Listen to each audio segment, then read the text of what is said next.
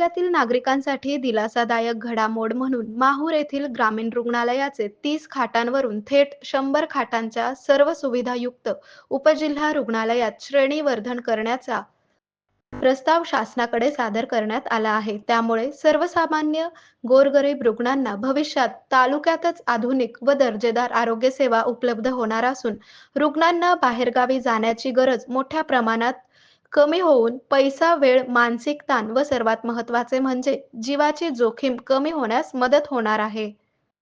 नगरपंचायत माहूरचे नगराध्यक्ष फिरोज हाजी कादर दोसानी यांनी याबाबत सातत्याने शासनाकडे पाठपुरावा केला होता. त्यानंतर आरोग्य सेवा संचालक मुंबई येथील डॉक्टर सुनीता गोल्हाईत यांनी टपाली पत्राद्वारे प्रस्ताव शासनाकडे सादर केल्याची अधिकृत माहिती प्राप्त झाल्याची नगराध्यक्ष दोसानी यांनी सांगितले आहे.